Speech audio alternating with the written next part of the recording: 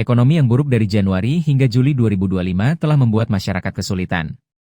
Pertumbuhan ekonomi melambat, harga beras mahal, dan nilai tukar rupiah melemah, sehingga banyak keluarga merasa tidak aman secara finansial.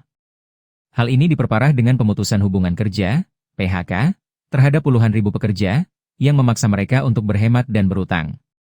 Bantuan JKP, jaminan kehilangan pekerjaan, yang diberikan pemerintah menunjukkan betapa mendesaknya situasi ini bagi para korban PHK.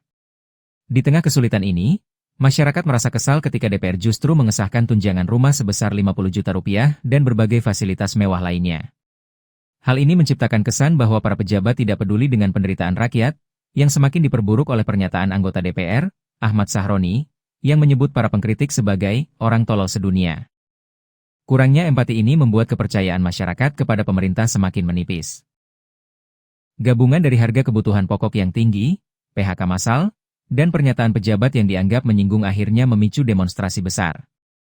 Gelombang protes dimulai pada 25 Agustus 2025 di depan gedung DPR dan kota-kota besar lainnya, lalu menyebar dalam beberapa hari.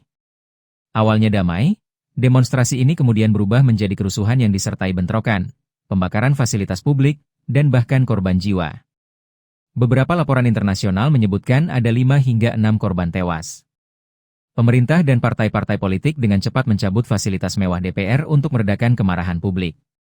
Presiden Prabowo Subianto juga mengumumkan pemotongan tunjangan DPR, melarang pejabat bepergian ke luar negeri, dan meminta aparat bertindak tegas terhadap pelaku kekerasan.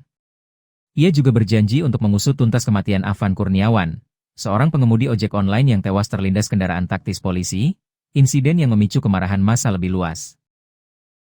Seorang perwira polisi kemudian dipecat sebagai bentuk pertanggungjawaban.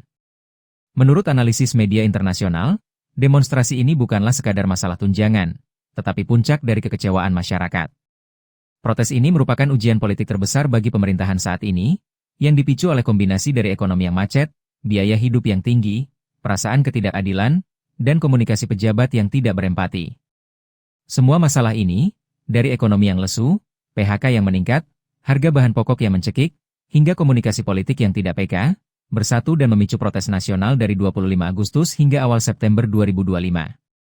Kejadian ini seharusnya menjadi pelajaran bagi DPR dan pemerintah, baik pusat maupun daerah, agar membuat kebijakan yang lebih memihak kepada rakyat dan lebih sering turun langsung ke masyarakat.